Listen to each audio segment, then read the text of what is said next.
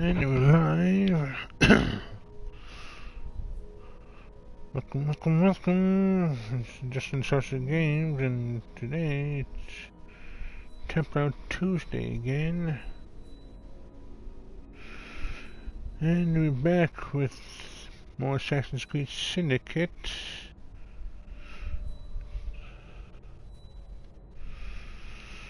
And let's see, where can we start off first?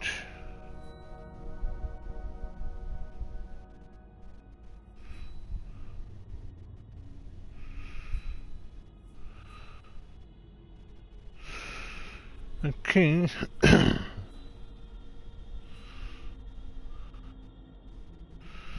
Okay, so identity we shall start. Since these are a bit too high level to do just yet, so let's head over there.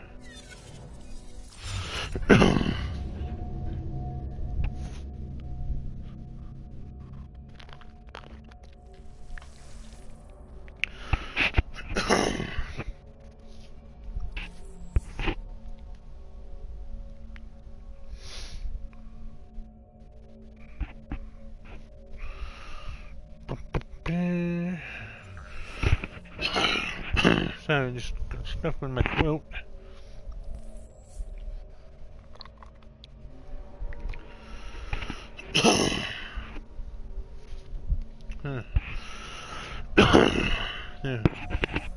There we go.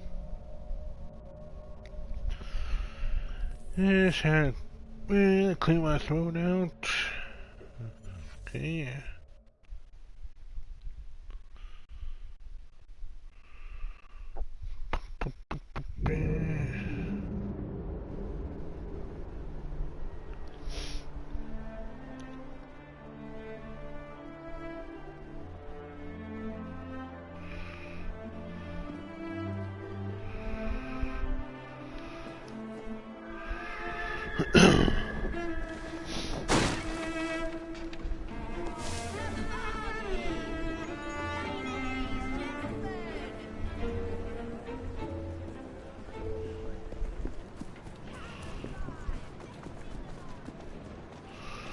Okay, head to there. So it's gonna be a Jacob mission.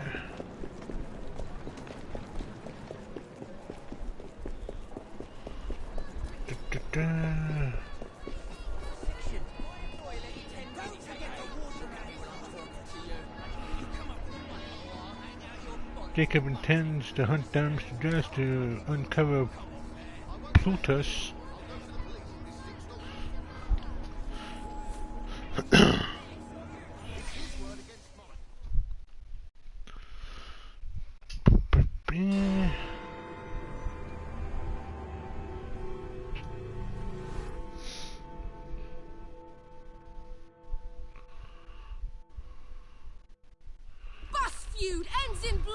I'll take one.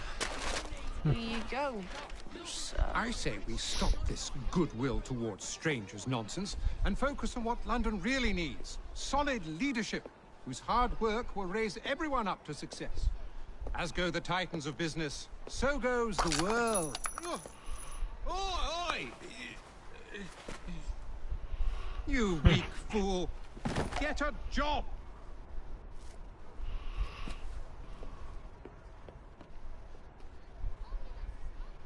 Best guards money can buy. Won't do Mr. Dredge any good.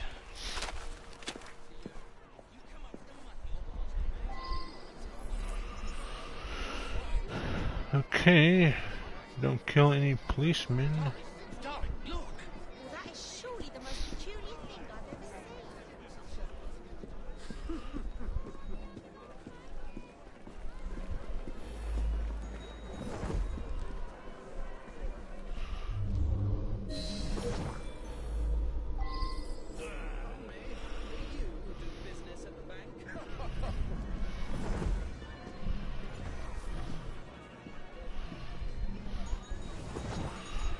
Just blend in.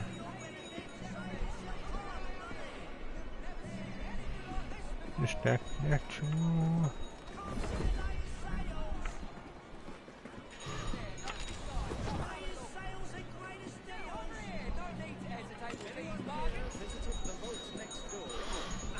Da, da, da.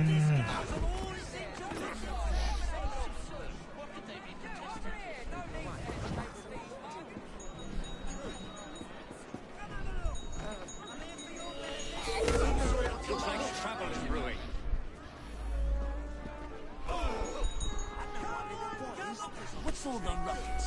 Keep your eyes ahead of you and walk. Now, you are barking up the wrong tree, sir. Happy accident. Sir, kindly desist. What on earth is going on over there? Stupid pillock! I'll have you arrested. No, Yaha! just a little chat. Wait a minute. I know that voice. Fry. Is that you? Fry!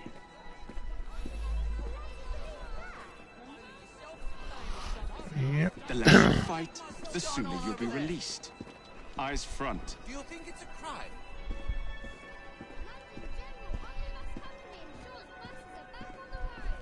What the devil is going on over there? Okay, that was easy.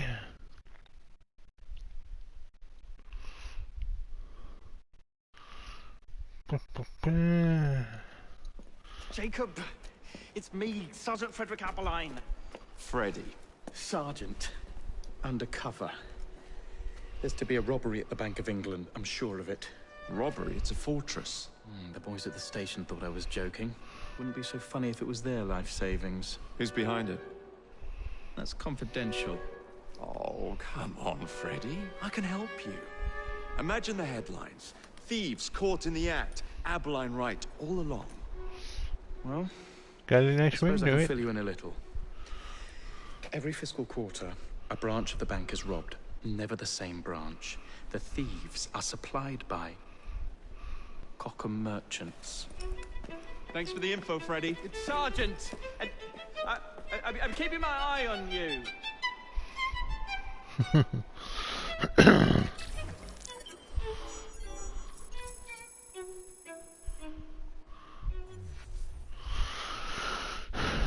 Okay. Attempts to curb furious carriage driving by imposing speed limits failed. New measures planned as engineers install gas-lit lanterns outside Parliament to regulate the right of way.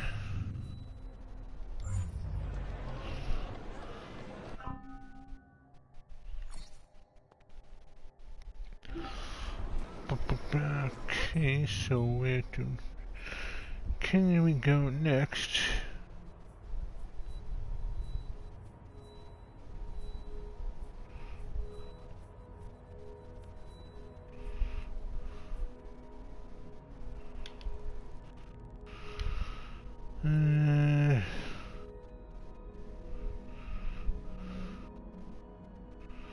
Okay, we can go there. But first, phone call. Hold on.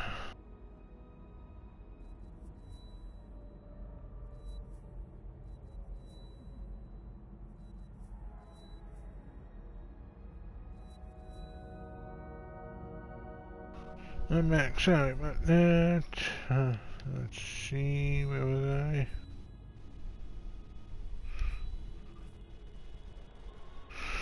Yes, locked chest.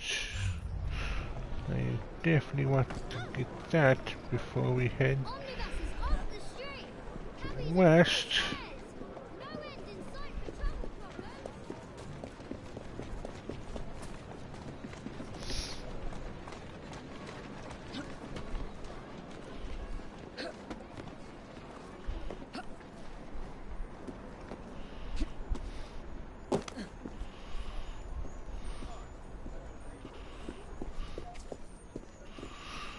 Okay, so let's see. What we got in here? Ooh, golden lion. And £1. What, we got a new cane. Nice.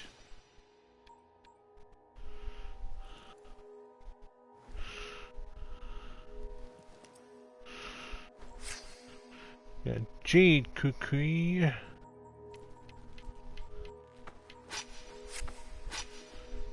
Night terror.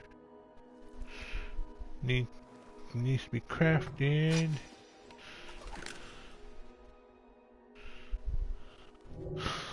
Okay.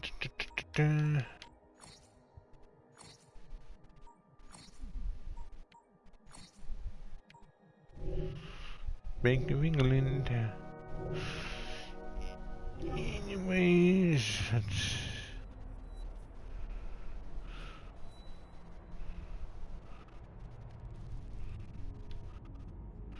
A case of the conflicted courtship.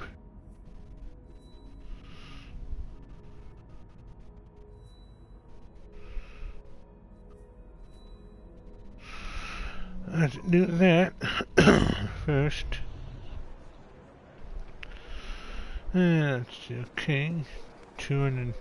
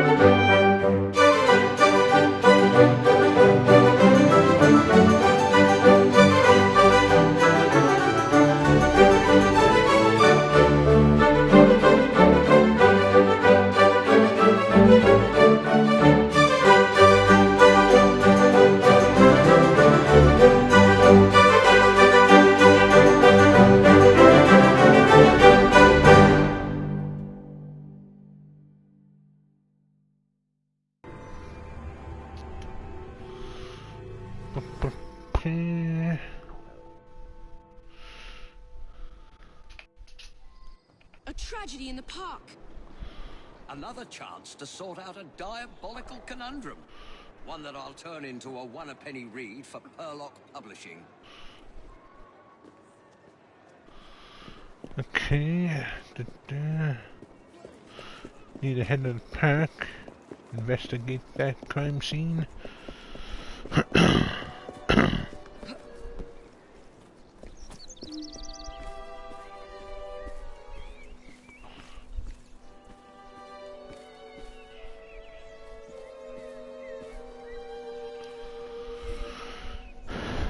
Peg, Prudence Brown, a young woman with identifying papers, stabbed many times.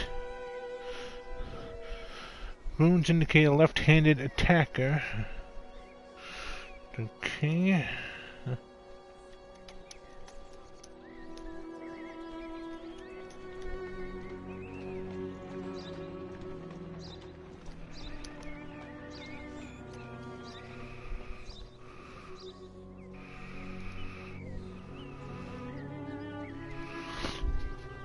Okay, so that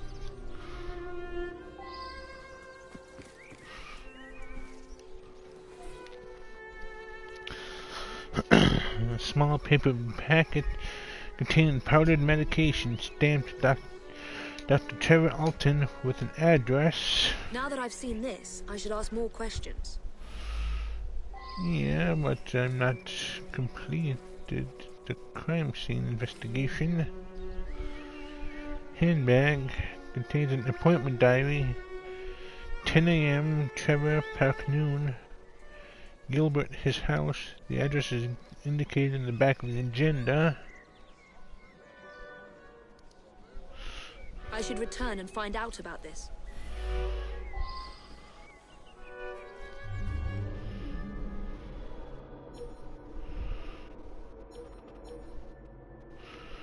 Gilbert's address. Blood spatter. What do we have here? Knife, a bloodied murder weapon. It is a standard kitchen knife.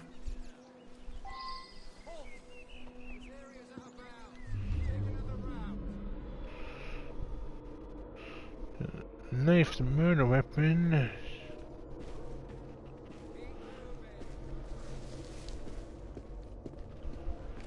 And we got something over here.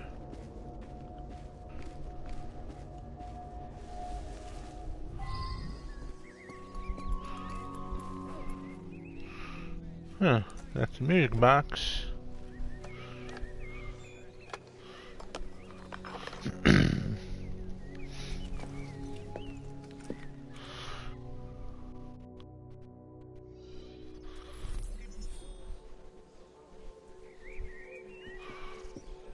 Okay, time to head to the Gilbert's house.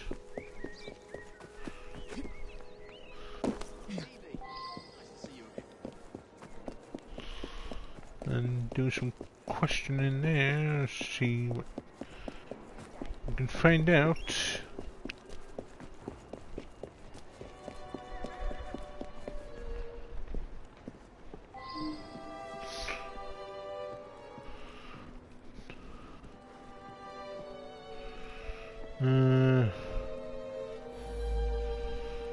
Prudence and I are engaged to be married. I'm desperate to see her. She should be by any moment. She had something important to tell me. I'm worried she's going to break off the engagement. Ooh, I have a bad news for you. She ain't coming.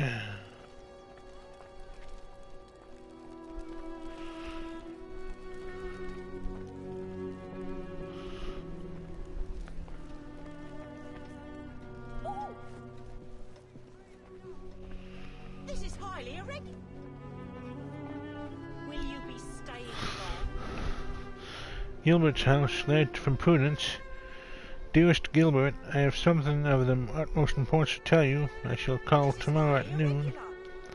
Please, dear Gilbert, know that whatever I have to say, I will always hold you in the highest esteem. Your Prudence. Letterhead gives Prudence's address. Will you be staying?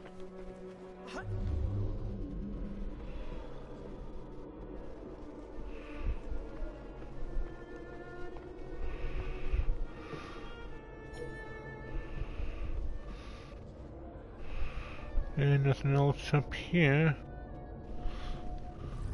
This is highly irregular.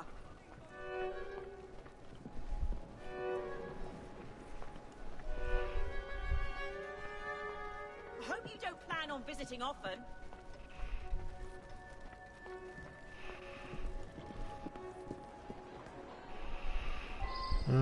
see, where should we? Let's check Dr. Alton's office first, and head to Prudence's house.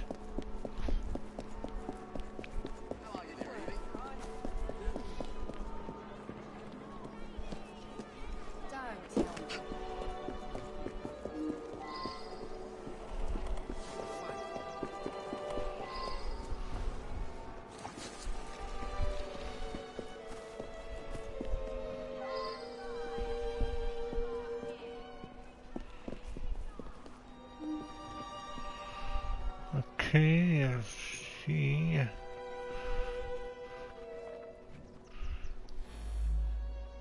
Mr. Shelby. Any of Dr. Alton's other patients.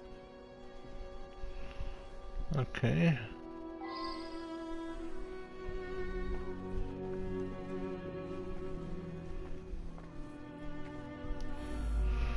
A clear night. I'm sorry to hear about her murder. She was a patient here, but increasingly began to stop by socially. So she was meeting Dr. Alton in the park, was she? My understanding was that she was engaged to someone. In any case, the good doctor could do better, in my opinion. Perhaps now he will. Interesting you should say that, Claire.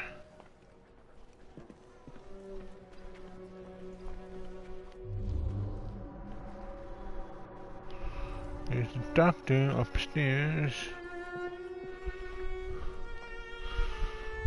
Let's go talk to him.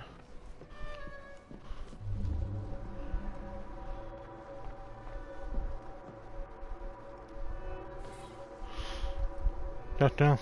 Allen's office, Mr. Shelby's medical file. Since using this treatment, Mr. Shelby has overcome his paralyzing timidity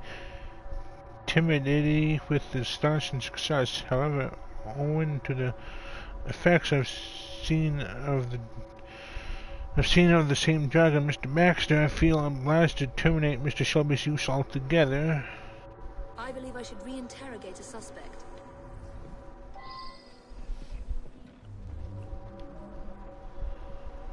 Okay.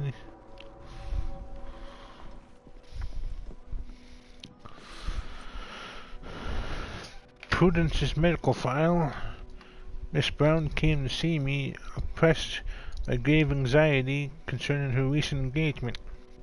This was not a medical concern, but nevertheless it prescribed a mild sedative. However, she has since embarked on an irregular relationship with someone I shall not name. This situation is intolerable.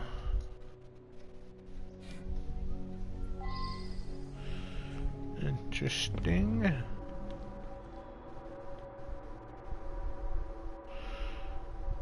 Irregular relationship, right-handed writing.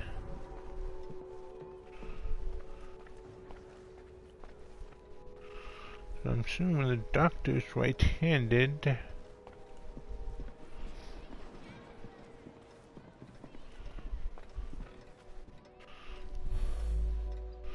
Oh my God, Prudence! How horrible! I was about to propose. But I don't understand. She and I didn't have a meeting arranged today. It is true that we sometimes meet in the park, but there was no arrangement for this morning. Interesting. That's very odd indeed. Prudence was a patient here, but wasn't given this prescription. There's no reason that she should be carrying such a packet.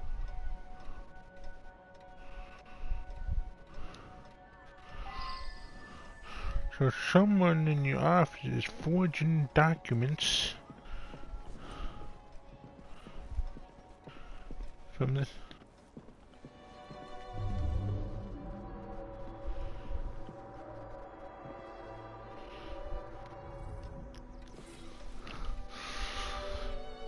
Doctor, I do hope that our professional relationship does not preclude a closer rapport.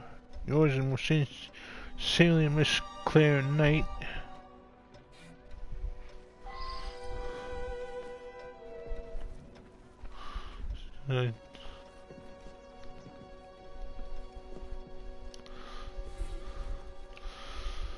Baxter's medical file.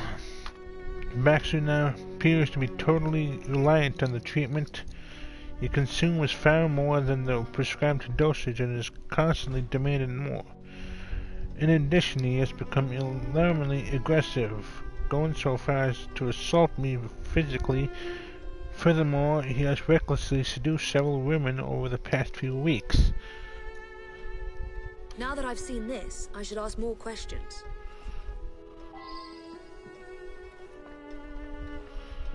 Yes, like, who is this Baxter? If he's assaulting you,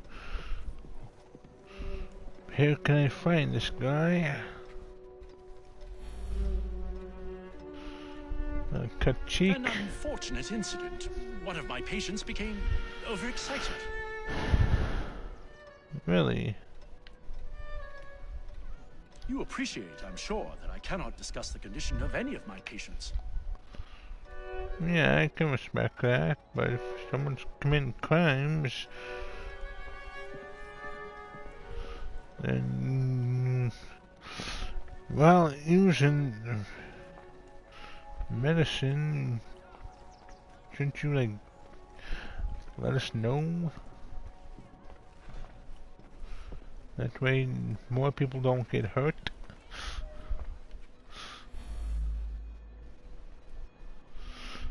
Treatment. Quite angry, actually. I was having such terrific results. I felt like a new man. Much more vigorous and outgoing. But the doctor has ended the prescription altogether for no reason. Interesting. Interrogate. Mr. Baxter apparently attacked the doctor yesterday. It was after hours, but the doctor did have a cut on his cheek. Poor man. Who is Baxter? Dr. Alton makes house calls to see him. Baxter doesn't come into the office. I make up the prescriptions and he picks them up at noon when I'm away at lunch.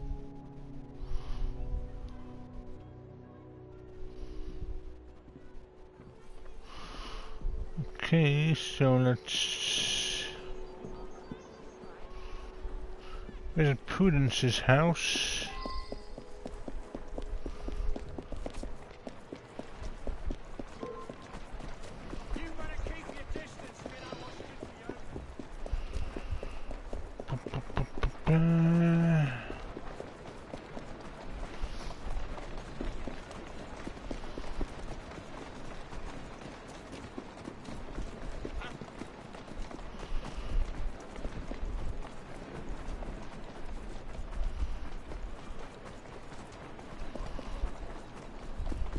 Coming up to it.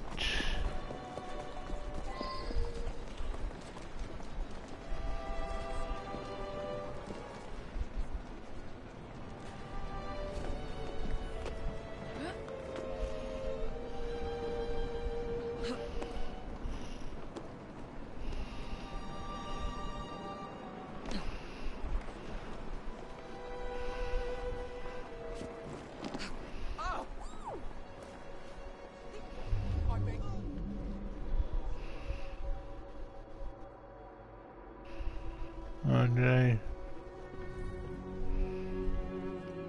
I enter the wall? I'll do what you want. Please. Spare my life. I didn't even mean to come this way. Nope, sorry about that.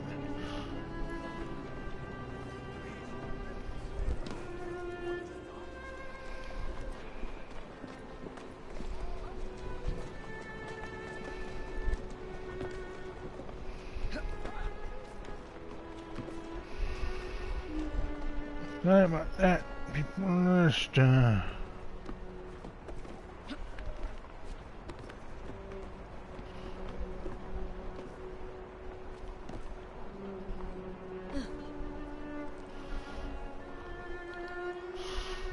wrong place I entered. Prudence's house. Prudence's diary. Several entries stand out. I hold Gilbert in the greatest esteem, but I simply cannot imagine marriage and all it entails. I've seen so little of the world. I've begun to see a doctor in an attempt to calm my nerves and concentrate my mind. Dr. Alton is kind and gentle on the solicitous manner with which he listens to is as beneficial as any medication. Oh, what a rapturous night. The timid Dr. Trevor Alton has surprising depths. He had a chance encounter in the park, whereupon he began to speak to me with such intensity and passion. I was quite swept up. Soon as ardent kisses took my breath away. Could it be that I have found love at last? And what then of my engagement to Gilbert? My feelings for Trevor seems so silly to call him Dr. Alton now, as strong as ever, but mixed with concern. He has become moody, even tormented. He complains of his experimental treatment and of his patients. I have told him that I plan to break things off with Gilbert. Trevor and I are to meet in the park this morning. Is a proposal in the offering? If he does propose, oh, please let it be so. I shall go directly to Gilbert and break it off with him. A swift, sharp break is best for everyone.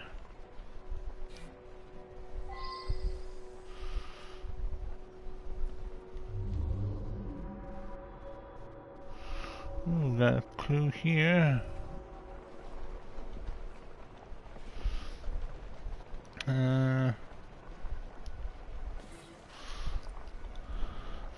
Unsent letter to Dr. Alton. Dearest Trevor, I must tell you that this evening something unsettling occurred. After I have no idea how to pronounce that in the parrot, I set off for home, all the while thinking of you, but suddenly a young woman appeared and began to berate me in the street, never ceasing to shout insults and shameful allegations involving someone named Baxter. Isn't that the patient you have had such trouble with? Oh my dear, I managed to slip away, but it was so terribly upsetting. But now I see that it is too late to post this, and I will see you tomorrow in any case, my love.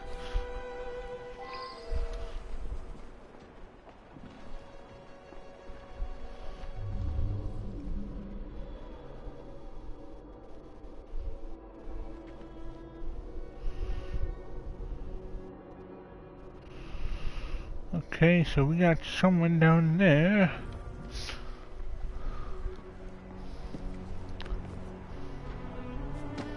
Let's go say hi.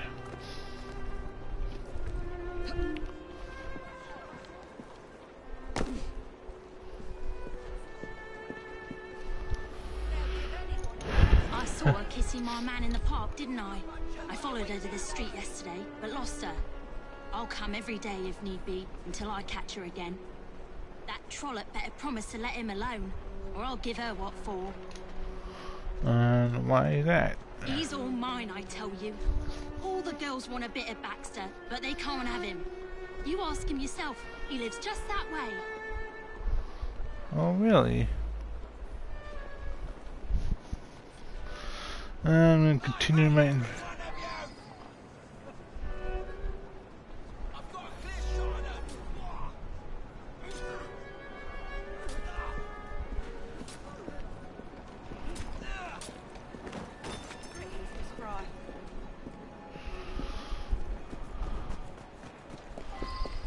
Okay, Baxter's house.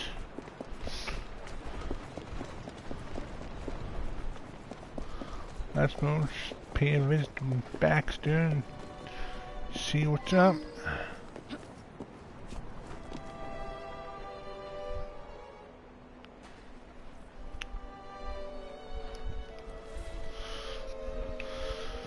Baxter's house, scattered papers. I always get what I want. It is my due.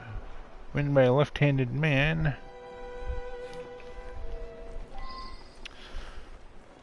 Okay.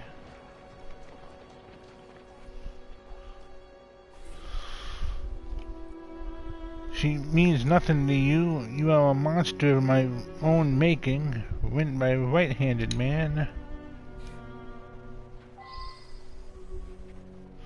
A monster of my own making.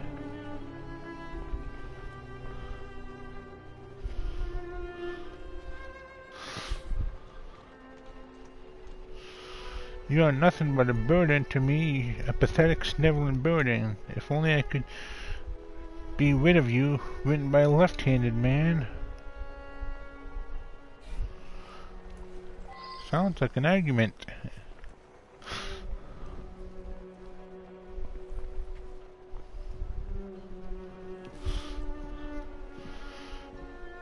Paper packets, many empty paper packets, they have a residue of powder on them. Well now, I didn't ask about this.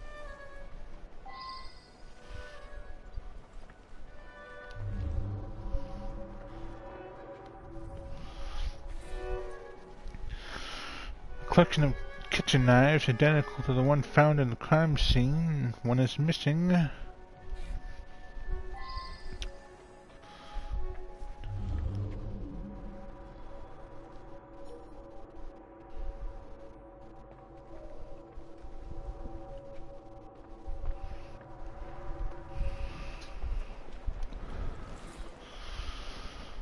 I can't extinguish your life, so I shall extinguish hers, written by a left-handed man.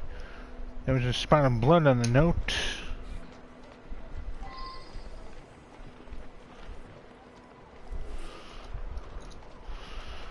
She plans to break her engagement because of you. I won't have it. I shall marry her myself. At least that way she will remain a respectable woman, written by a right-handed man.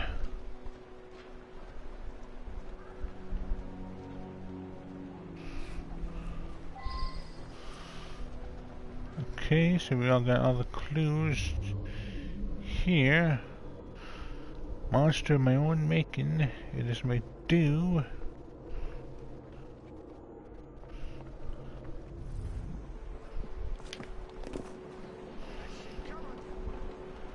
Let's see.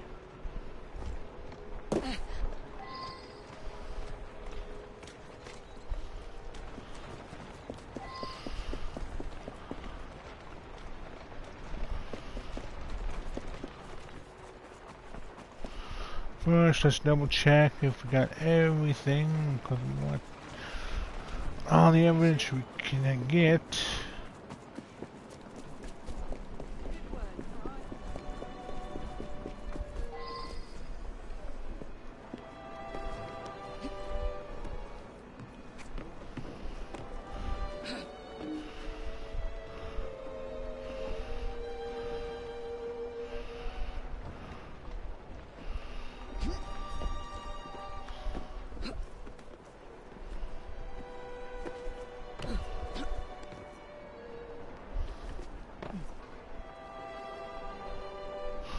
Okay, got everything here.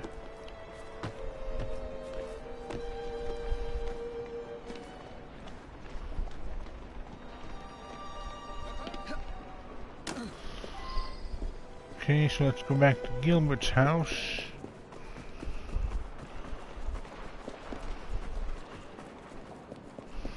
Oh, this way.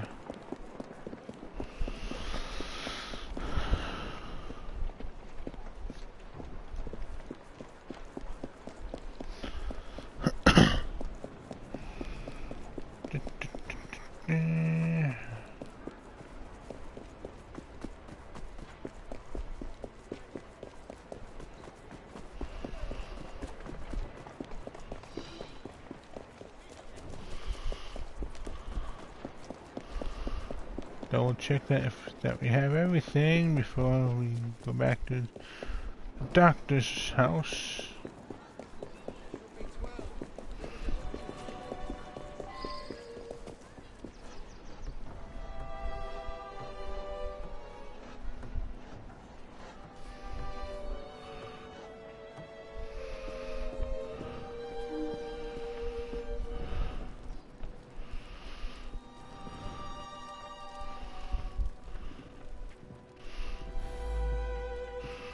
Dr. Alton. Prudence has been so distant lately. I believe she has a misplaced affection for her doctor, the cad. I would make a much more appropriate husband, and the wedding is planned. How about Baxter? I've never heard of such a man. Okay.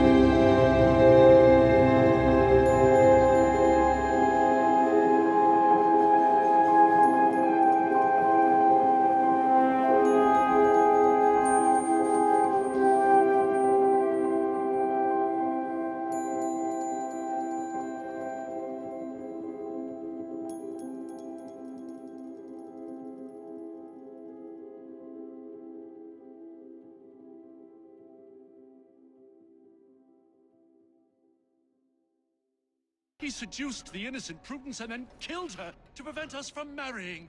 It's too horrible. I knew something was amiss with the medical powder, but didn't understand until you found those papers. Well done. The case of the conflicted courtship. To the click with you. Dr. Trevor Elton's experimental medication seemed to be so successful on one of his patients that he tried it himself and created a monster. Going under the name of Baxter, the second drug-altered personality lived a wild, scandalous life, seducing women as he went. The unsuspecting Prudence Brown, believing him to be Dr. Alton, fell in love with the passing Baxter. Meanwhile, Baxter continued his seductions, which included the possessive Lulu, who later followed Prudence, planned to threaten her. Horrified by Baxter's actions, Dr. Alton resolved to marry Prudence in order to save her reputation. Baxter, however, would not have his freedom curtailed in any way and arranged to meet Miss Brown in the park, where he viciously murdered her, a crime for which Dr. Alton will pay the price. So it's kind of like a Jekyll and Hyde situation.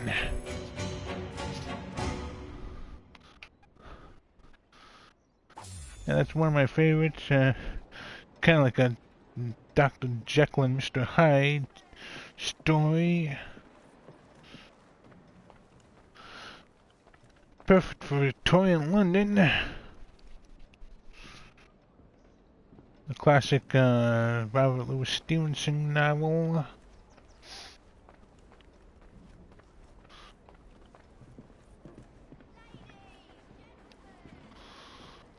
Okay.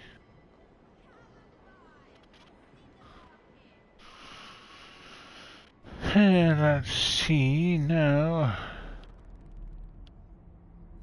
Got that done.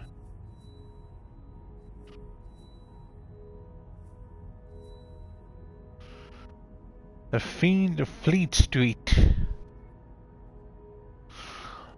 Let's do that.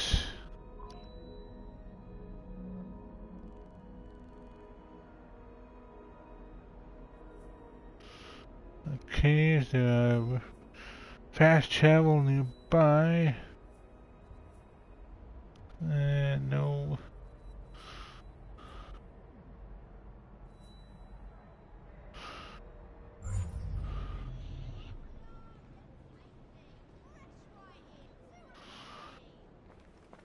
Oh, 525 meters? That's not too bad.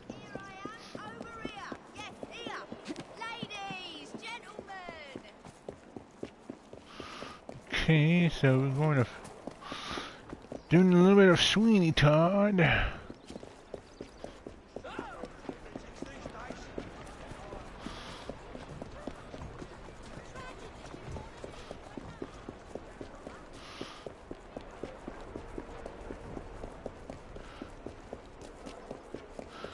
This one should be good. I haven't done this one yet.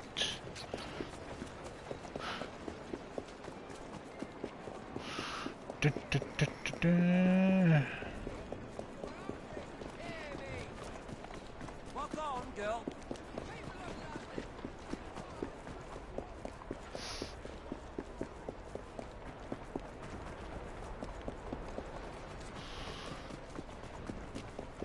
Almost there.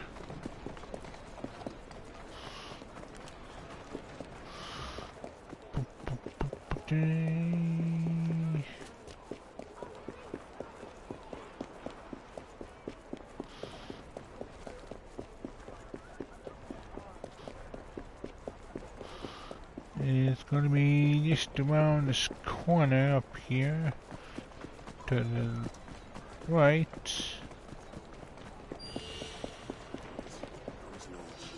Brokers.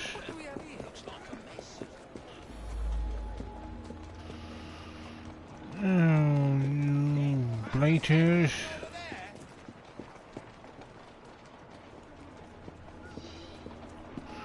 The Fiend of Fleet Street. Solve the case of the missing Detective Murphy.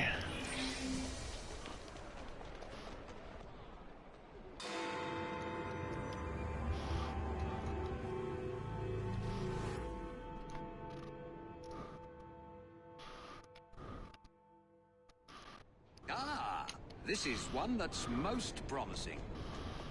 An important detective is missing. Skullduggery is surely afoot. Solve it, and I'll write it up quick as you please.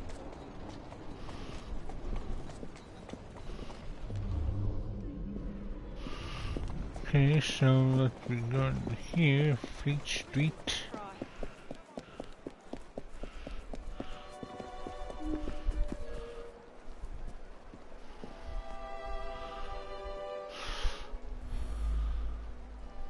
He's a friend of mine. The whole station is out looking for him as we speak. Ironically, he came here on an investigation himself. Seems several people have gone missing in this part of town.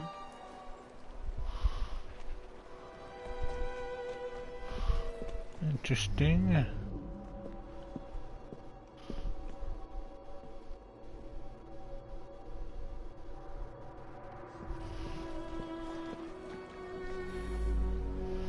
We've had reports of missing people over the last few months. Detective Murphy is just the most recent and the only one who's anybody to speak of.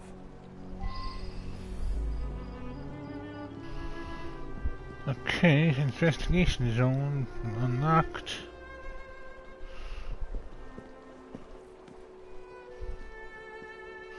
Okay, so we got the leather shop, the flower shop, and the bakery. Looks like the bakery is here. Let's go there first.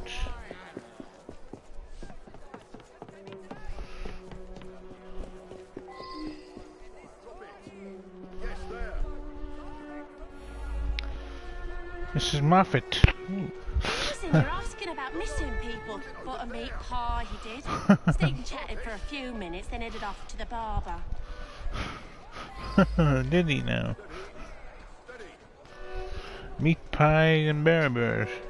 I'm told that some people have gone missing, but I don't know anything about it. You sure about that?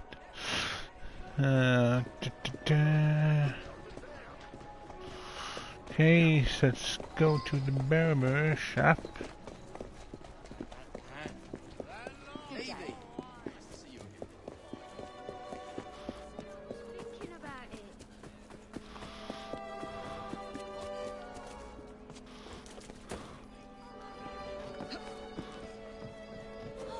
What's happening?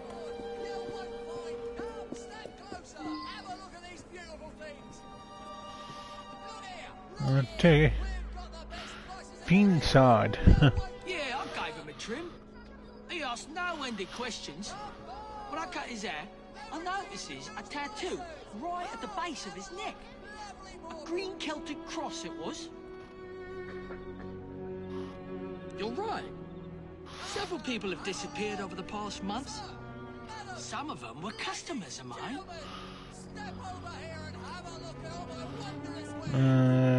This.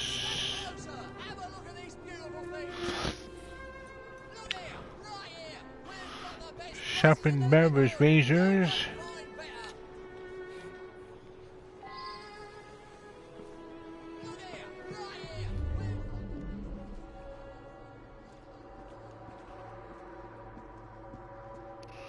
Blood spatter. Several drops of blood. Someone has stepped in and leaving a trail. I believe I should re-interrogate a suspect. Know anything about that blood over there, Fiend? I'm trying to quit drinking. Sometimes my hand shakes when I'm given a shave.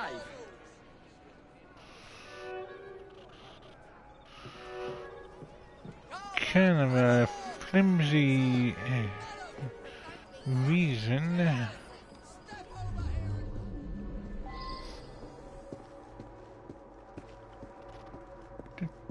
What do we have here?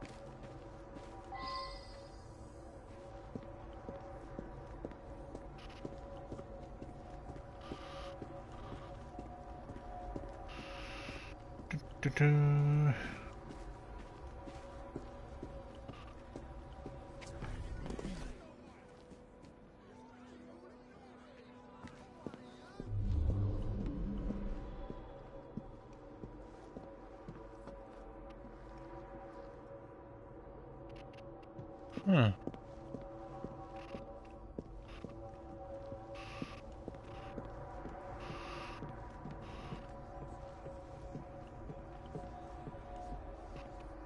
What? Man just can't tolerate. Do you hear? I won't stay precise. If you look at Inspect George's ledger. get out of There's a list of pickups and drop-offs. The pickups are mysterious. The drop-offs are meat delivered to bakery, manure to florist, leather to Tobias, leather delivered to leather worker. The totals show a thriving business, but the supplier gets most of the money. get out of here before I throw you out. Someone help me. Don't leave me here to die like a dog. Someone, anyone help.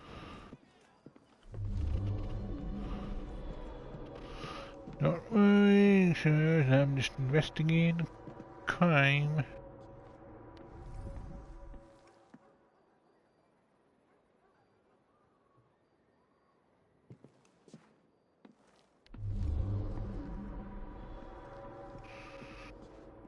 Huh.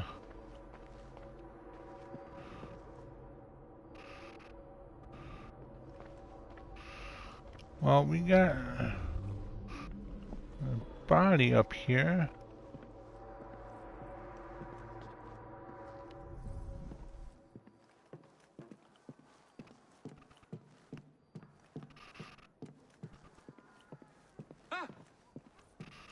So let's check out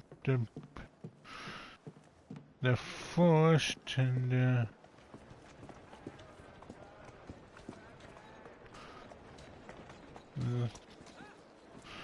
leather shop.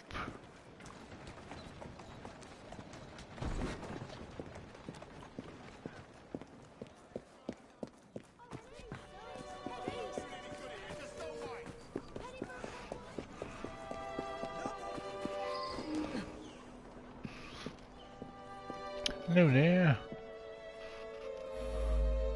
He came in asking lots of questions. I believe I answered them to his satisfaction. I suppose there are a few people I haven't seen in a while.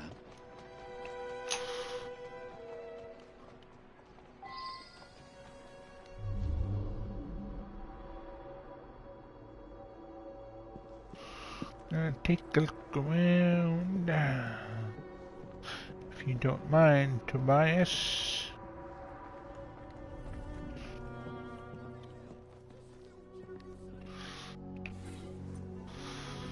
Leatherworking tools, collection of sharp knives and strong, thick needles, also several awls, some of which would be used to punch distinctively shaped holes. Interesting.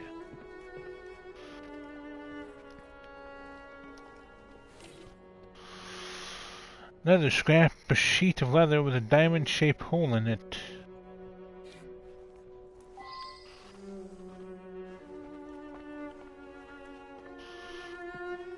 An interesting design for leather.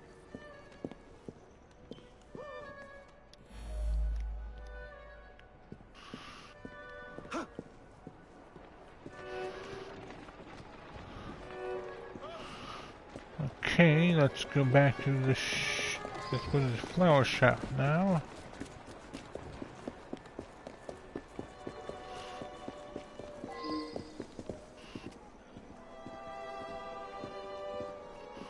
So you're the florist. An odd man indeed. He spent a fair amount of time in here, poking around. Did he now? Some people around town just seem to vanish. It is mysterious. Yes, it really is.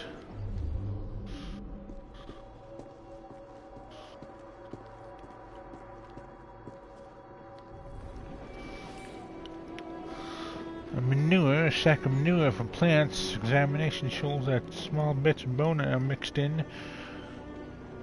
One appears to be a human knuckle. Huh. I believe I should reinterrogate a suspect. Bet you didn't know that, Mr. Florist.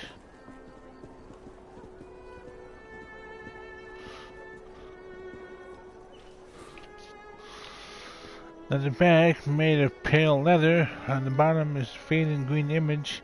Appears to be a cross of some sort.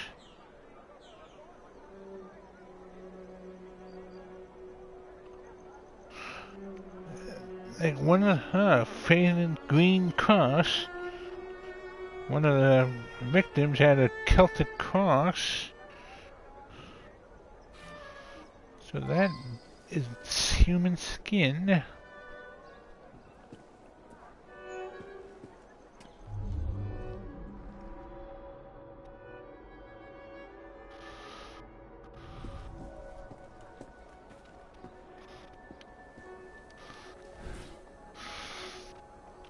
Woman's jacket made of soft brushed leather, decorated with diamond-shaped holes.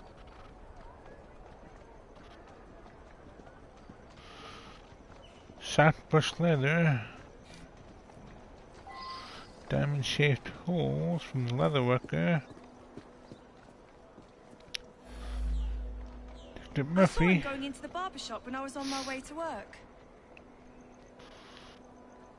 In this kind of neighborhood, people come and go.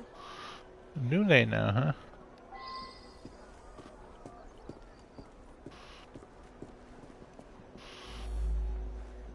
huh? Manure. George delivers that to us. It's amazing. The flowers just grow and grow. I'm sure they do. Sweet boy. Constantly giving my assistant gifts, a jacket, a handbag, and so on.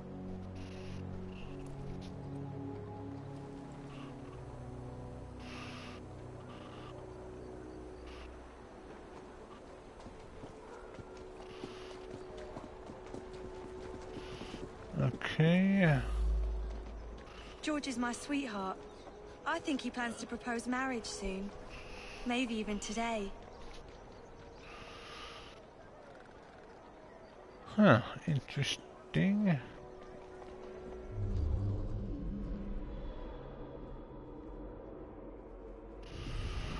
Let's go back to the leather shop.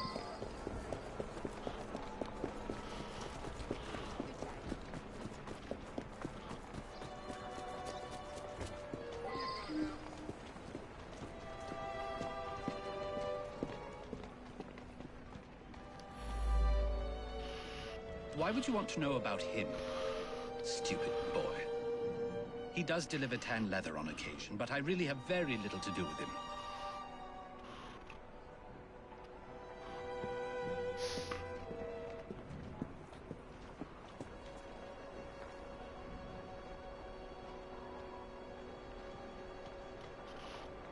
Let's check the bakery. See if she knows anything about this George. Before we head back to the barber.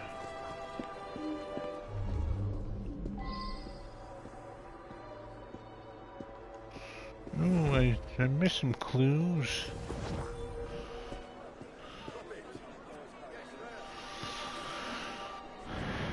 Crate of meat with no label. The meat smells a little odd. That's unusual. Yes, it is.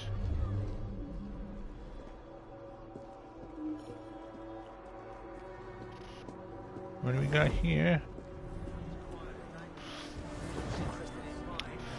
Bills paid, settled from George for meat delivery.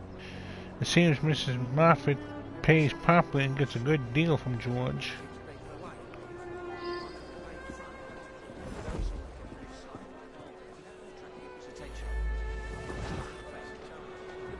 George delivers meat from the pies. Lovely lad. I pay on delivery. I believe he picks it up from a local butcher shop.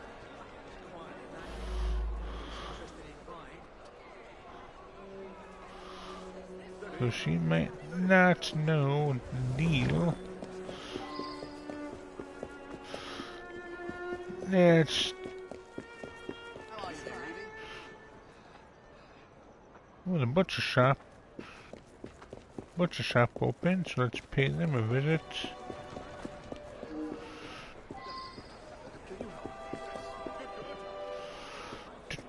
Maneuver the London traffic.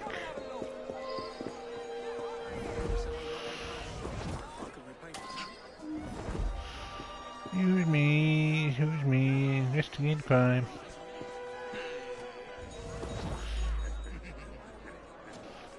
You mean the annoying bloke nosing around?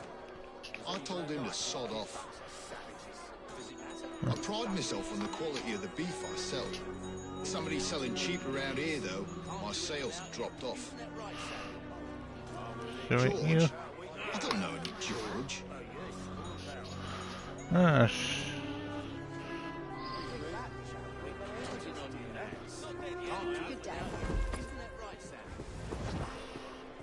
so it ain't the butcher.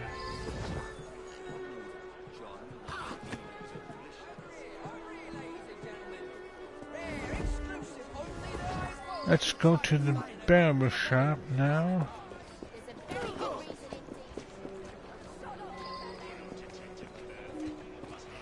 Actually, first, it's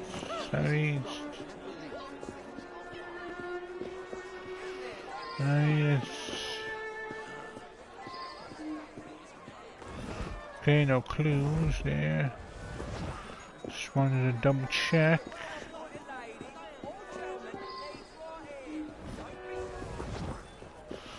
Now to the barber shop.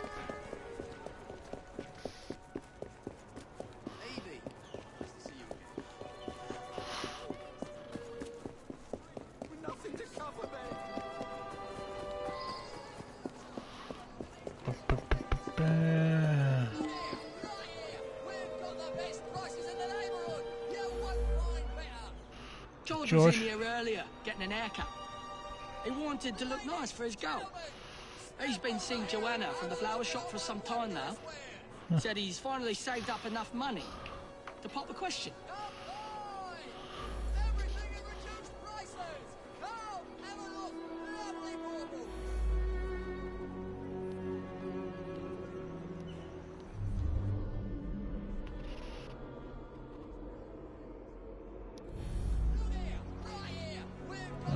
Okay.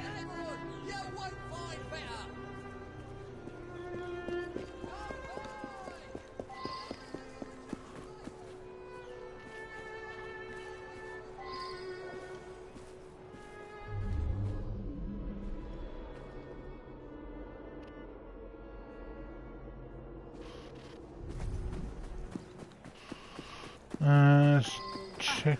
Nope, sorry. Bloody great oak. Check the leather shop.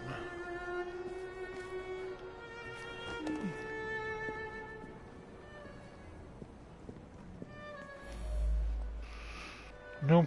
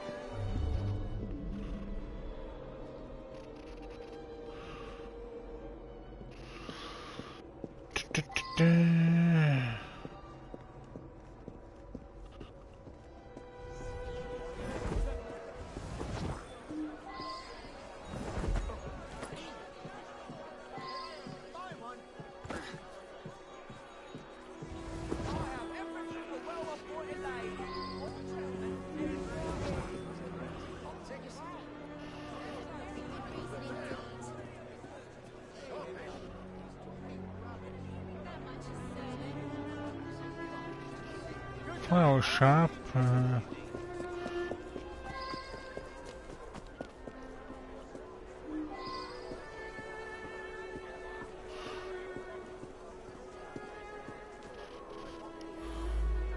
George, I hoped he'd stop by.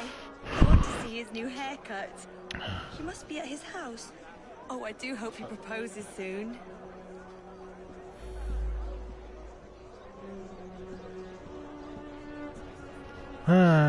Let's see.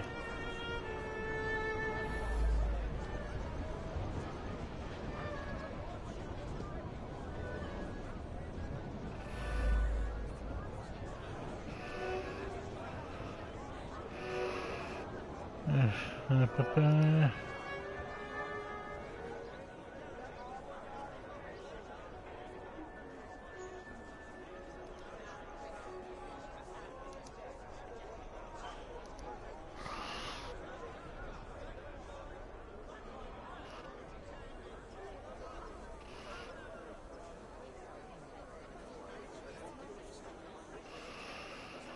Ba-ba-ba-ba-ba.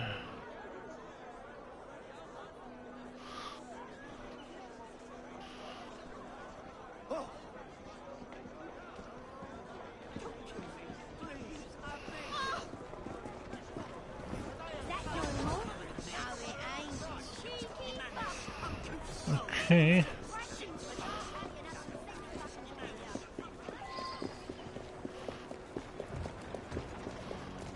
Pay a visit to the leather shop again.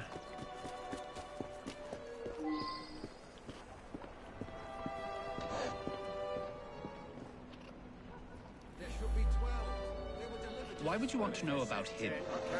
Stupid boy. He does deliver tan leather on occasion, but I really have very little to do with him. He was coming too close to figuring out where all those people went. They got parceled out to the baker, the florist, and me. You very cleverly puzzled that one out. Yep. Very unpleasant crime. Perfect for one of Mr. Raymond's penny dreadfuls. A fiend of Fleet Street. Even a detective can run adrift when a nefarious business is afoot. Was Detective Murphy in too close to a secret source of wild goods? A leather worker was in the habit of doing away with local folk, flaying them and then chopping them up. He had the skin tanned for leather, the bones ground up to sell as manure, and the bloody fresh flesh sold to supply pie shops with cheap meat, all delivered by the unwitting carrier George. Thus did the fiend take macabre pleasure in seeing his victims happily consumed by the citizens of Fleet Street. Henry Raymond.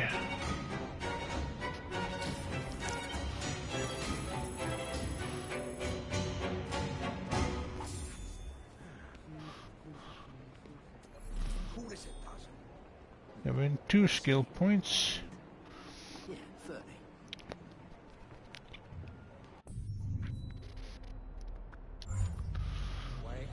Okay. Progression, Secret to London.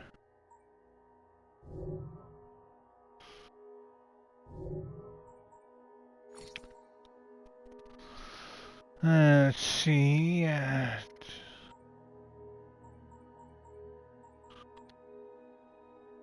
Knife Master.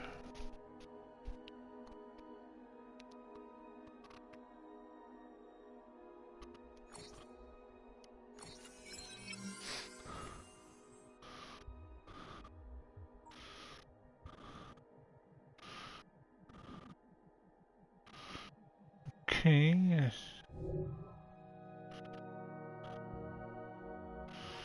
Let's see, gain upgrades.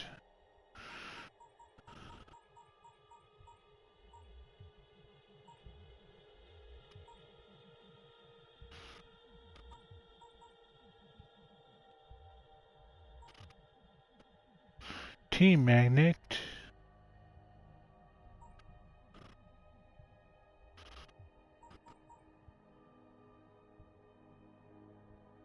Let's go.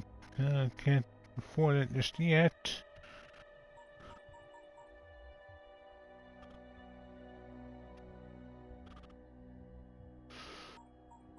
Ba-ba.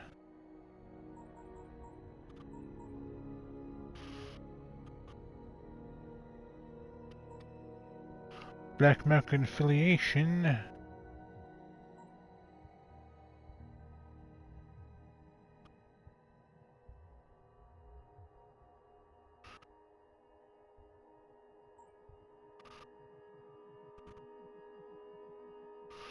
Limited not for sale out of Babel, all other gang options cost less money to purchase.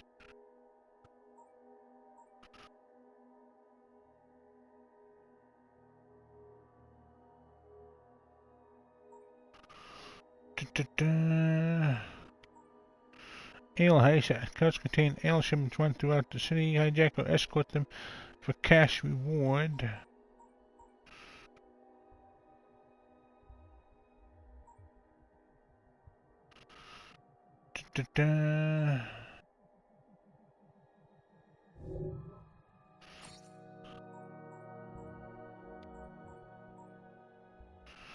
Training rocks, they're not level 7.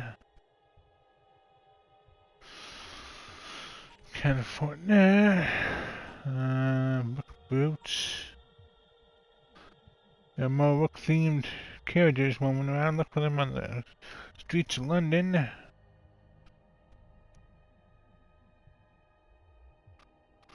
More resistant carriages.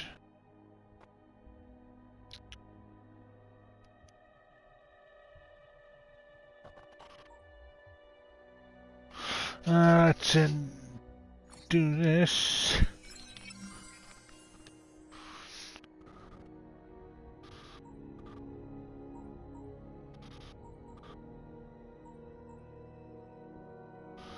Let's save that money for now.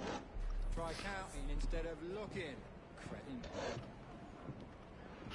We have now 2,250 pounds waiting for you on the train.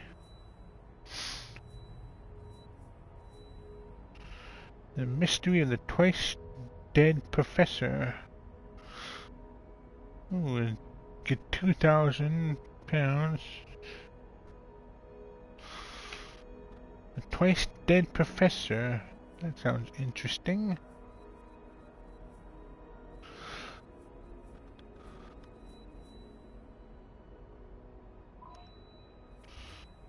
See, where am I?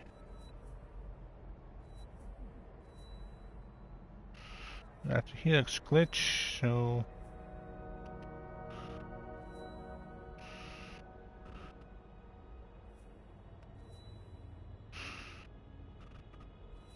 So we still have a little ways to run.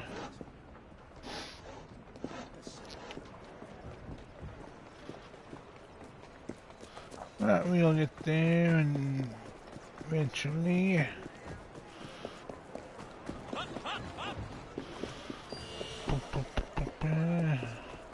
Streets closed, state.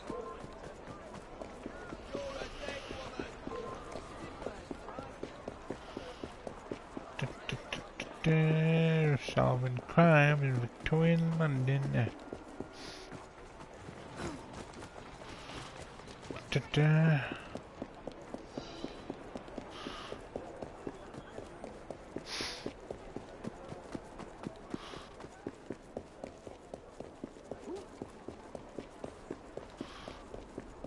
D. Hopkinson.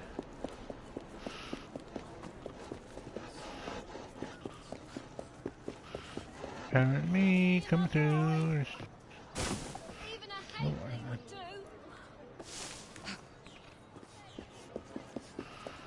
Just passing through.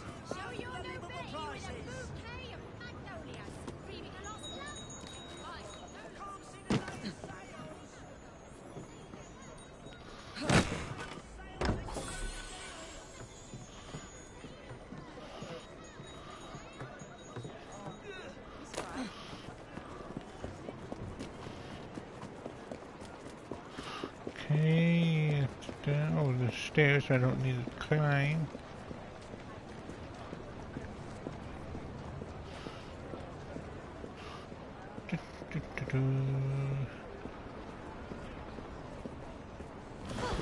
Sorry about that.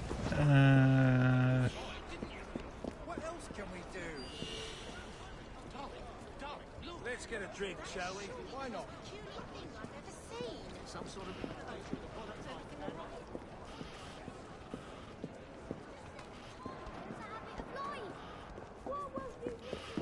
Okay, here we go.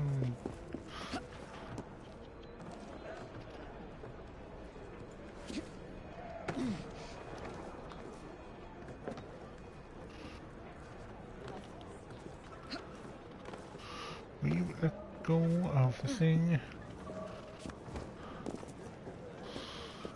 That's that coal.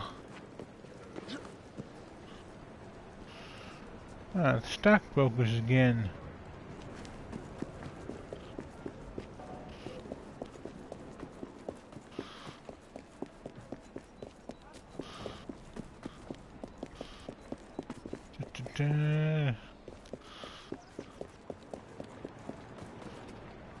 Clockmaker. Here we are in the alleyway.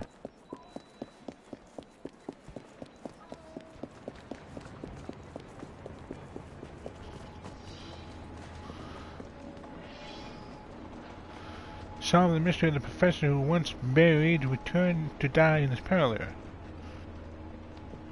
That's quite the mystery.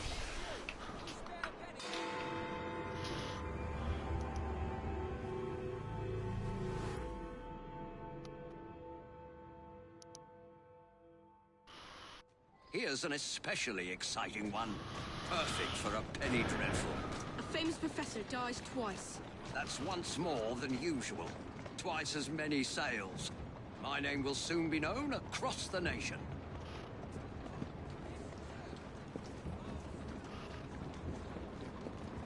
Okay, so buying this house.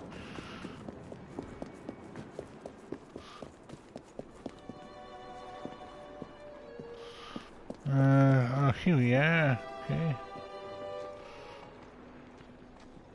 I take this is the professor. Professor Bing's body. The body shows evidence of having been in a terrible struggle. There's a deep cut to the forehead that appears to be surgical. The cut goes into the skull itself. That's interesting.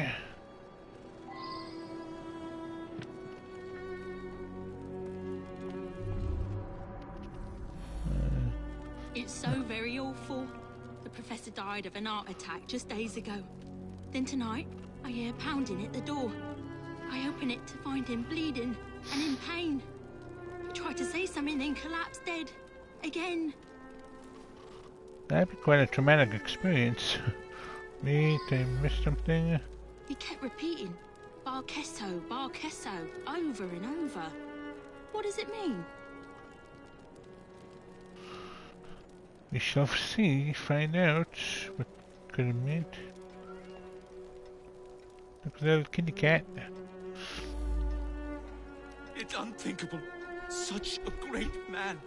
We were still in mourning from the burial. He was buried yesterday in the family plot. Investigation zone unlocked.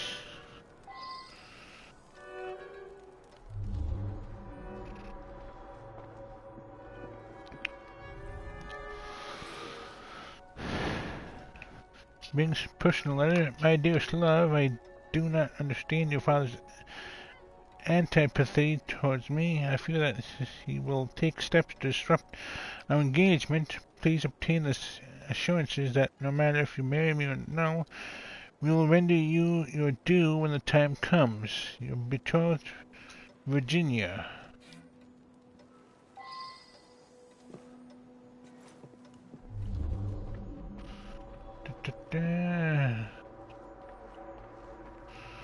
And we taking a look upstairs.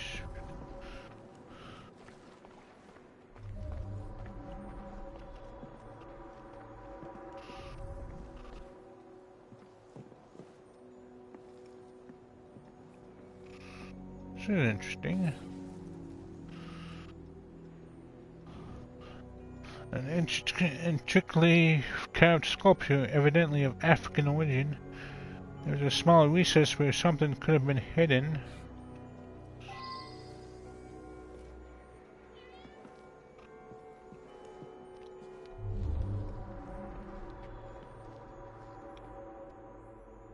And nothing up here. Let's go further up. It's a nice place.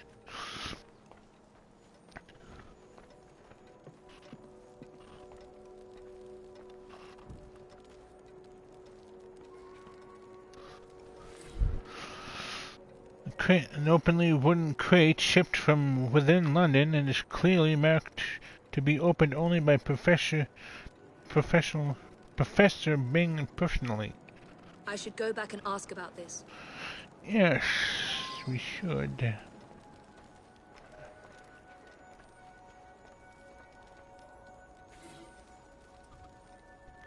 Legal letter. A recent letter to Professor Bing from his attorney. My dear Bing, I cannot can certainly amend your will to discourage the marriage of your son with the young lady in question. An annual allowance that will be suspended in the event of such a marriage should serve the purpose. If, as you suspect, she is driven by love of money, such a provision should considerably dampen her ardor for your son. I believe I should reinterrogate a suspect. Might have a motive. Letter from colleague, esteemed Professor Bing. My research trip has been a great success. I have been able to verify personally several of the unusual customs that you chronicled in your brilliant book. Once again, I am humbled by your genius. I should go back and ask about this.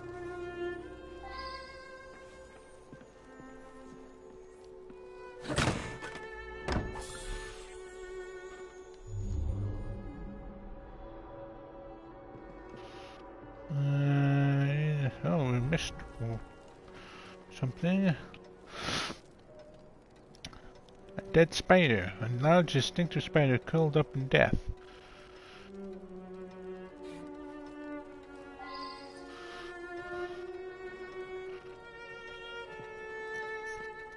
Evie, you look like you just squished it even more. Like it's already dead. You can't make it any more dead.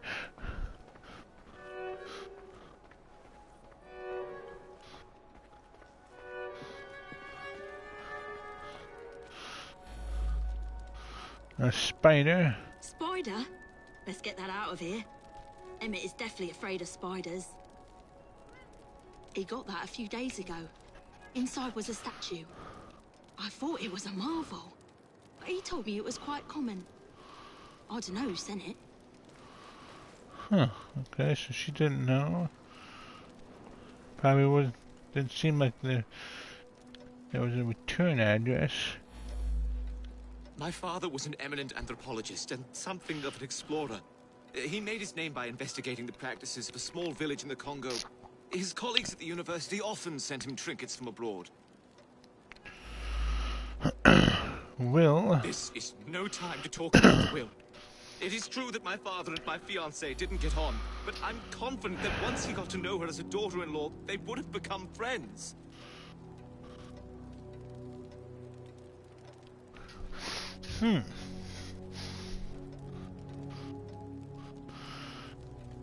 So far, I don't think it's his son. Because he seems to just be distraught.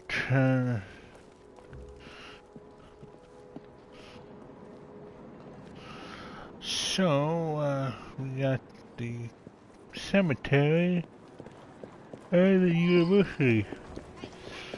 So let's pay a visit to the cemetery first.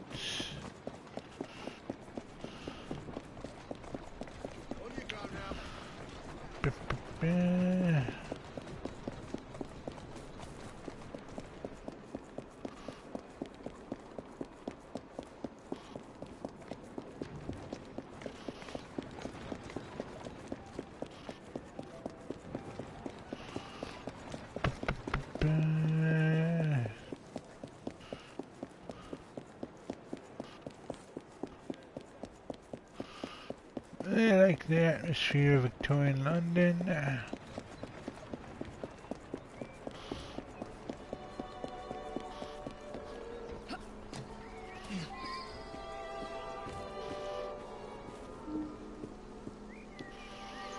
Let's see, this is the family crypt. The lock is broken, the door is ajar. Professor Binger's casket is empty. I should go back and ask about what I've heard.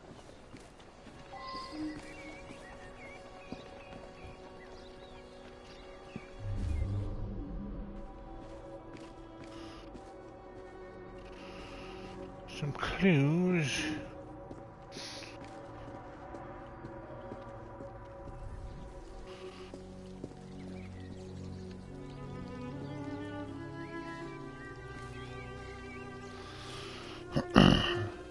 Gravedigger's coat. An old worn coat. One pocket contains a crumpled note. Here's the sum agreed upon for last night's transaction. Interesting. What we got here?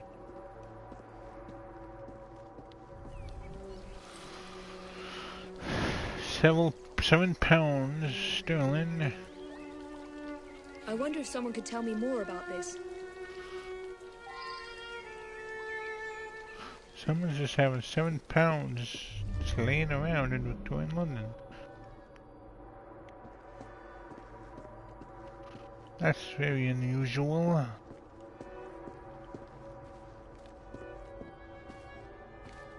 Oh, here we are.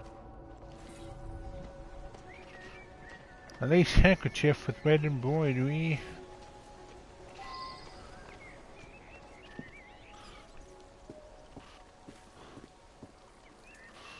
Interrogate. He showed up again. First time that's happened in 35 years of grave digging. You mean it's happened before? Why is it happening at all? I saw the son lock the tomb myself. Money. It's plain that 7 guineas is a lot for a bloke like me. I'm careful with me pennies and save for a rainy day. Okay.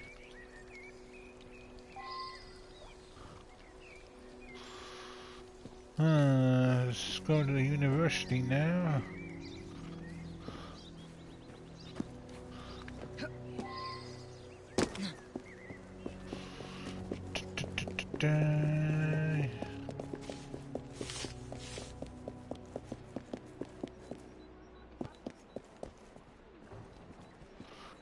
Toilet club. Huh.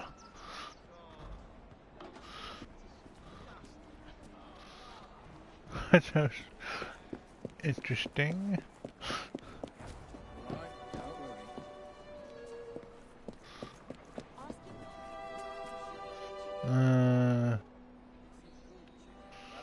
Okay, this is the university.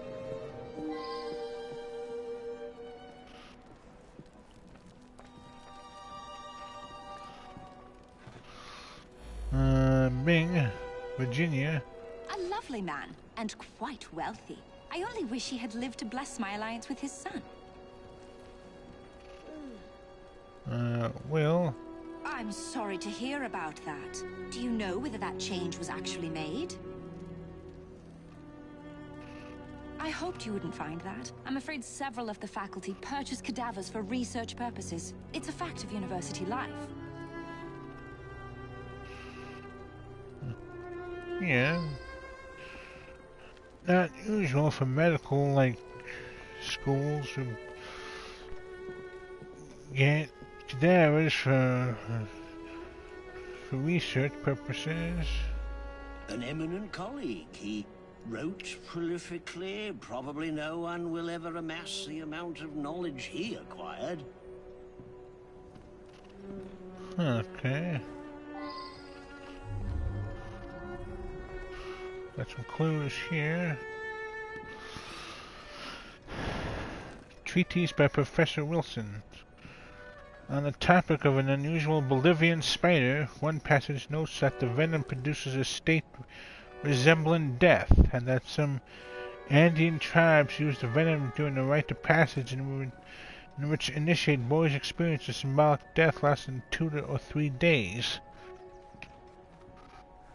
So that would explain why he came back from the dead. He wasn't really dead. I should go back and ask about this.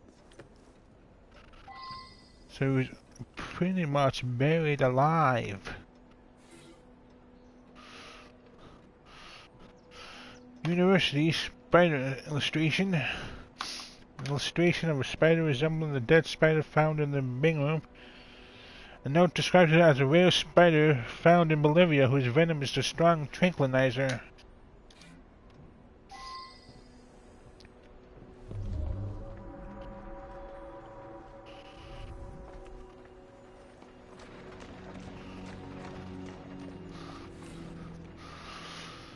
An empty box labeled arachnid herpetitis. Well now, I didn't ask about this. Yep.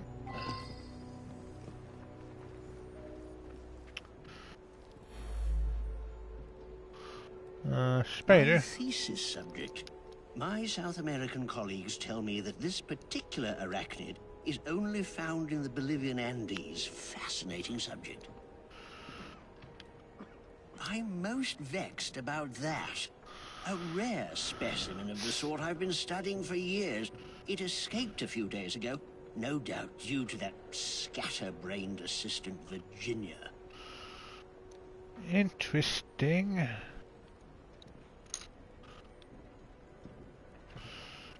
Let's head upstairs, look for more clues.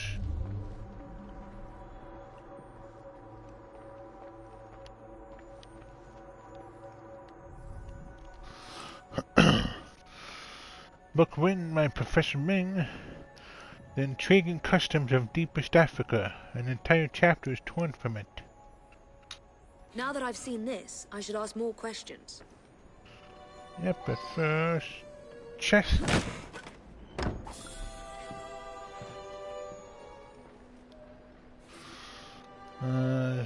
Well-stocked library of anthropological books. A significant number of them are by Professor Bing, all well thumbed. So someone's been reading his books.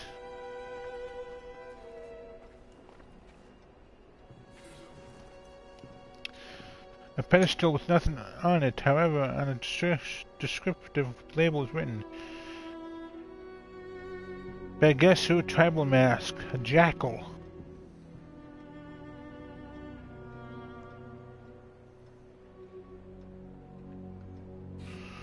That was his last words. Professor's last words.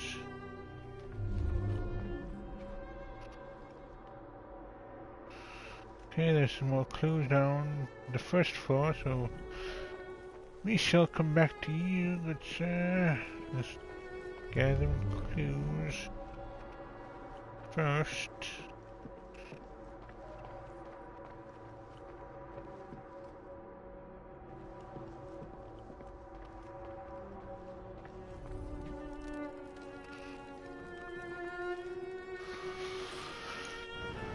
A receipt, a suspiciously nondescript receipt for £7.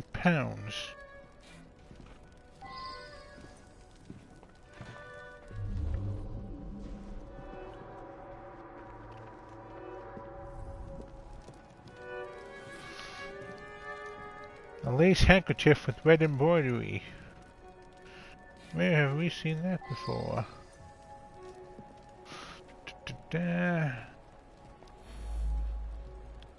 Handkerchief. Yes, that's mine. I misplaced a similar one, possibly at the funeral. I was so upset.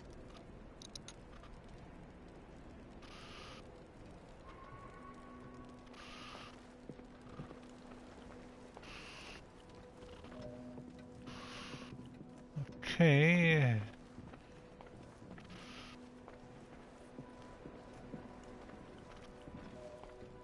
So we got all the clues. Let's talk to you, Professor Silas. The anthropological sciences have lost a great mind.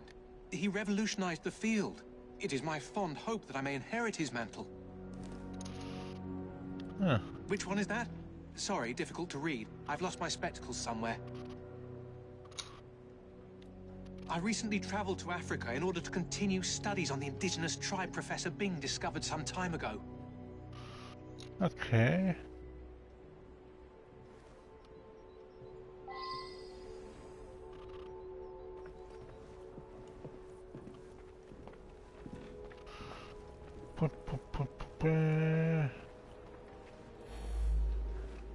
Nope. Yeah. Nothing else here.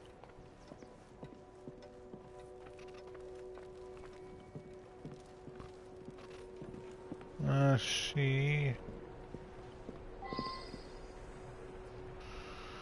Let's head back to Ming's home.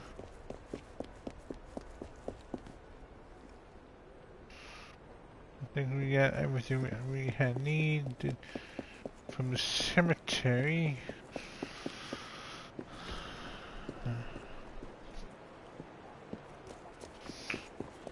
And we just got done with the university. So all we got left to do is talk to Ming's son some more.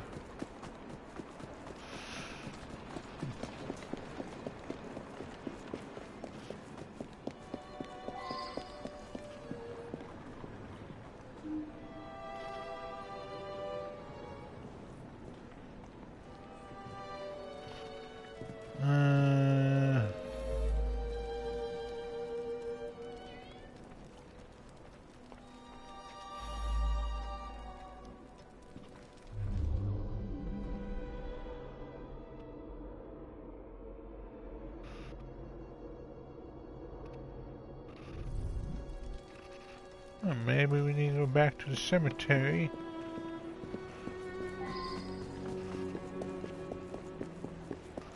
So in that case, let's do that. But we got a receipt for £7.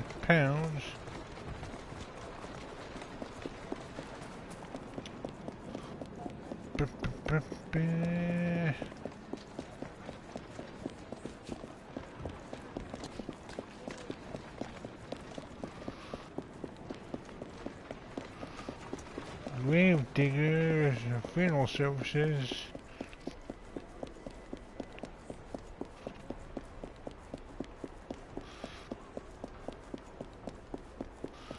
You would think they would have like properly like embalmed him or something.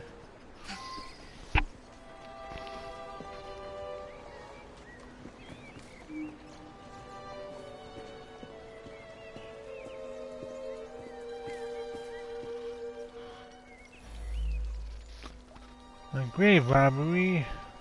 Body snatching? That's an insult. I'd be in the slammer quick as that if I got caught.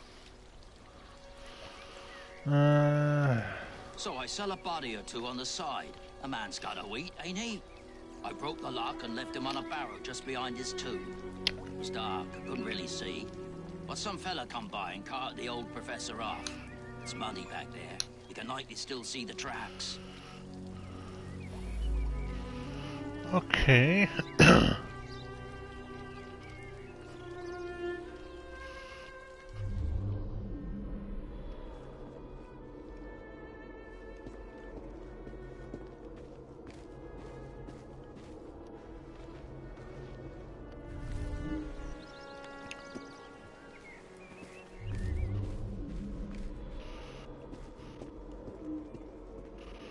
Muddy tracks.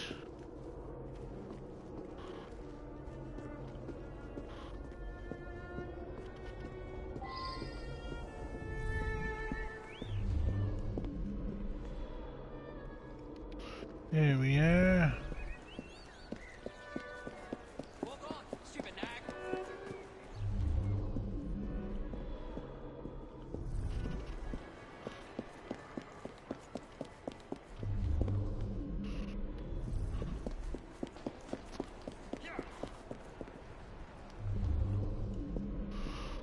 Okay, it's this way.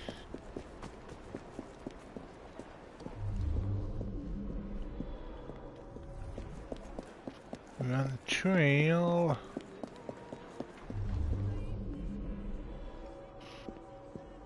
What do we have here?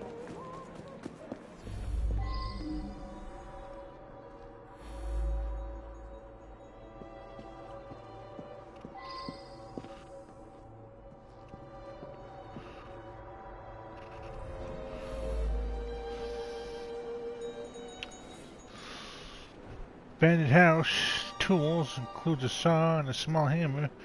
The saw is bloody.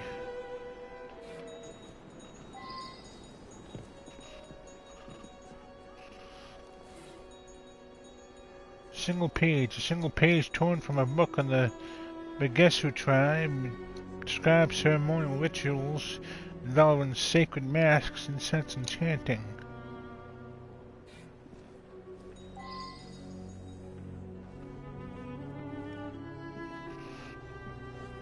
Here's the mask. A wooden carved mask of a jackal.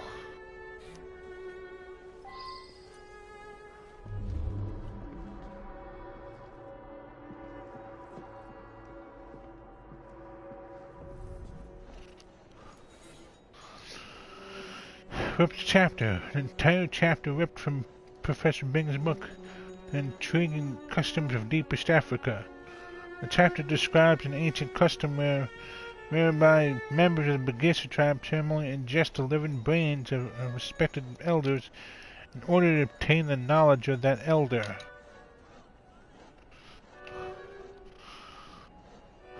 Huh.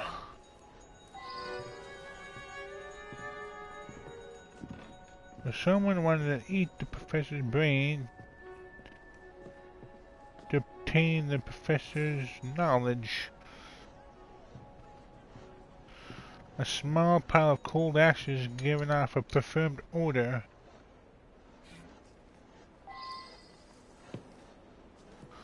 So someone was doing an African ritual.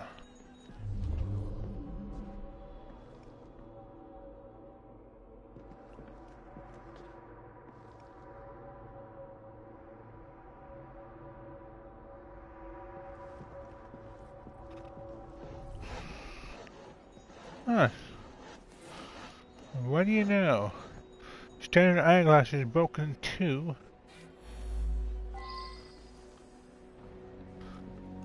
And we know someone who lost their glasses.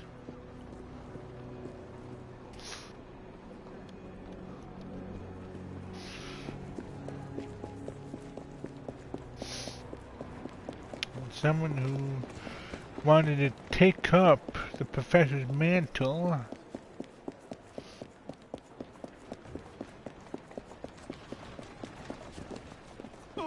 Sorry about that, sir, but we got a criminal, a murderer to bust.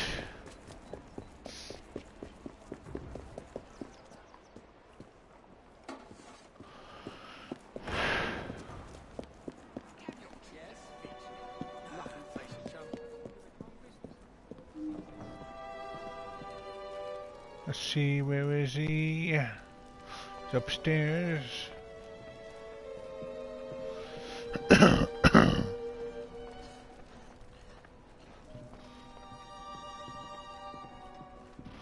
Okay, not you, and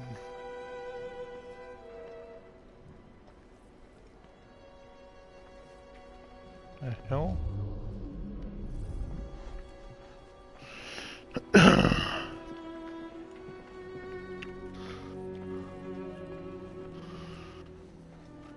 Good news, my dude. I found your glasses and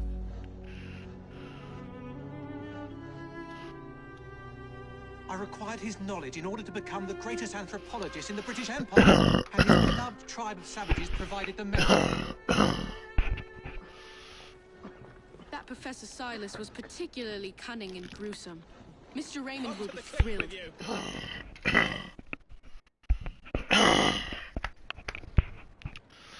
the steamed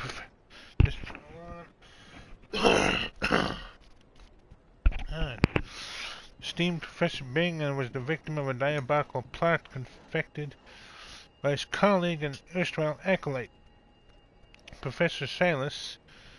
Using a powerful spider venom,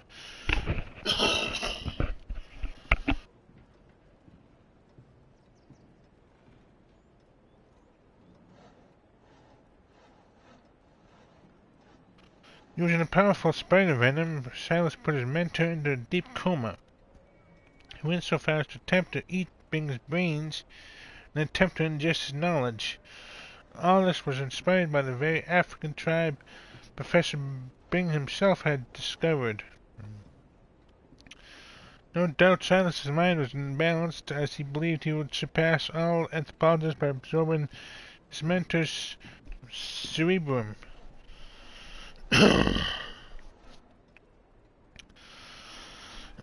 Rest in peace, Professor Bing. The Royal Anthropological Society mourns your passing. Henry Raymond.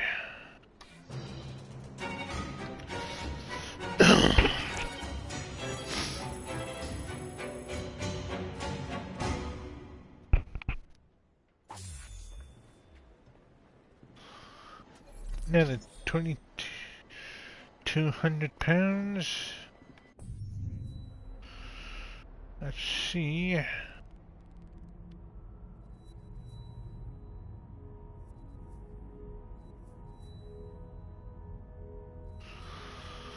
Let's see.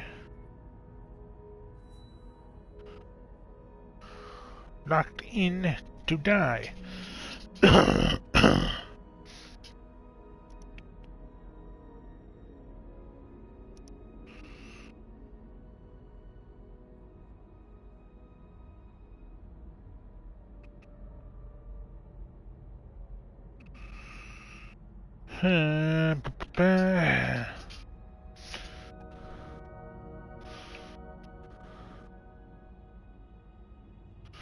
We shall save that one for next time. Let's see which one could we do.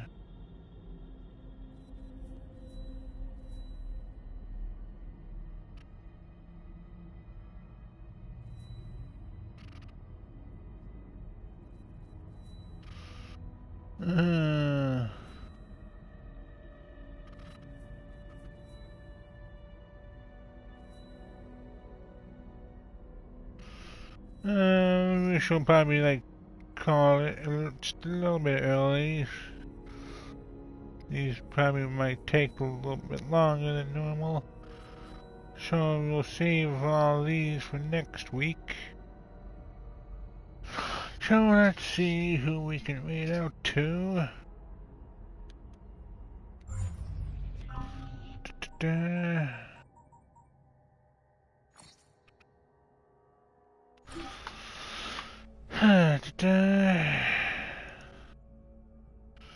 Let's see who's online.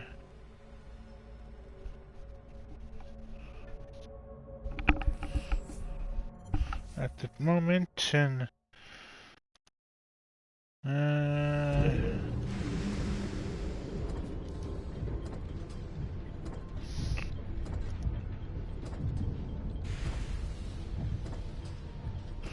ooh, Gripschan's on. And she's playing Hollow Knight. So let's read out to her.